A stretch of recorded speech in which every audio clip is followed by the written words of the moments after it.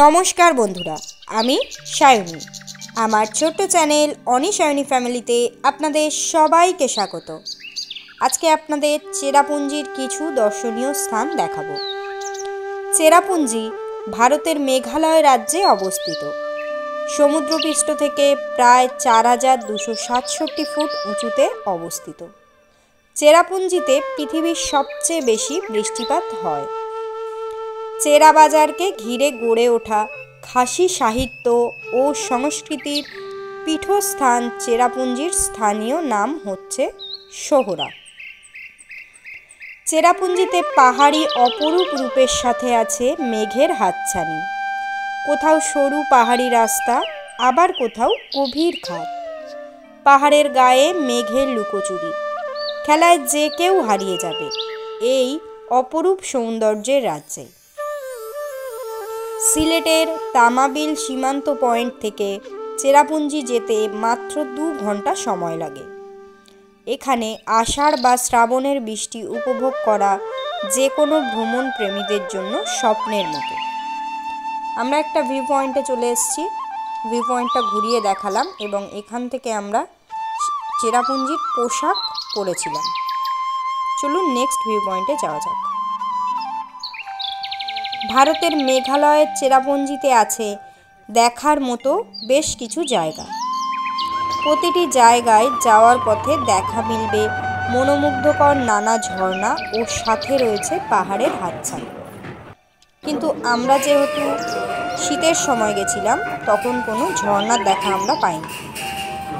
এখানে আমরা একটা রেস্টুরেন্টে খাবার খেতে বসেছি, সেটাও আপনাদের সাথে শেয়ার করলাম। নেক্সট আরও একটি ভিউ পয়েন্টে আমরা চলে এসেছি। চেরাপুঞ্জিতে রয়েছে নানা পাহাড়ি বসতি, কমলালেবুর বাগান। দেখা মিলবে পাহাড়ের গা বেয়ে ওঠা মেঘের রাজ্যে। আরও আছে চুনা পাথরের গুহা। এখানে সর্বাধিক বৃষ্টিপাত হয়। বছরে প্রায় 2300 মিমি বৃষ্টিপাত হয়।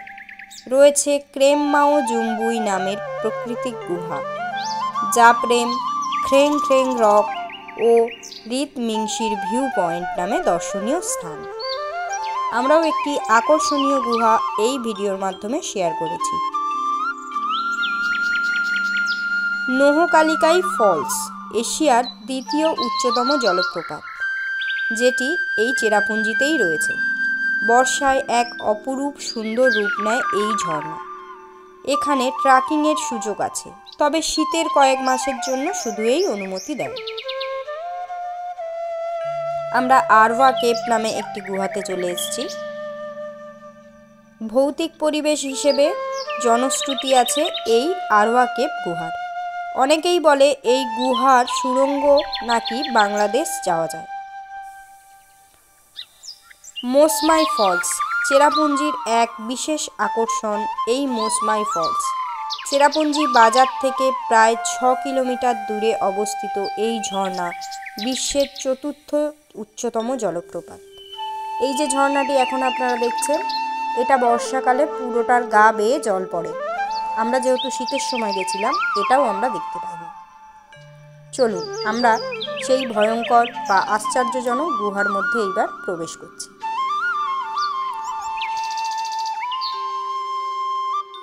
এখানে জলের মধ্যে অন্ধকারে কিছুই দেখা যাচ্ছে না। কি পিছল এই রাস্তাটা। আর এই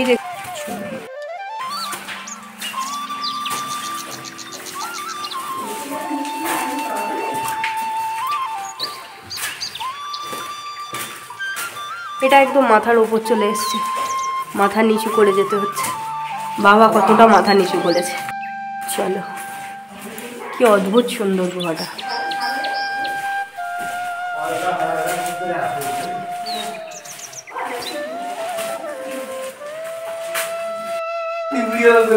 এখান থেকে জল যাচ্ছে।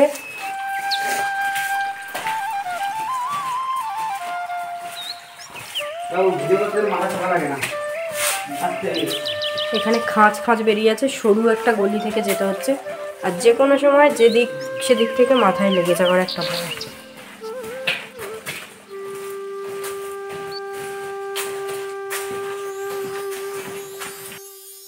এন্ড এখানে, তারপরে নো এন্ট্রি লেখা আছে, আর যাওয়া যাবে না।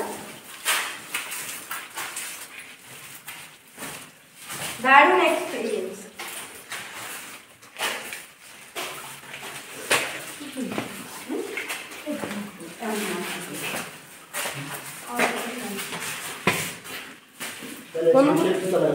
আমরা এই যে গুহা থেকে বেরিয়ে এসেছি, চলো এবার কোথায় যাওয়া যায় দেখি। ওই যে সিঁড়ি, চলো।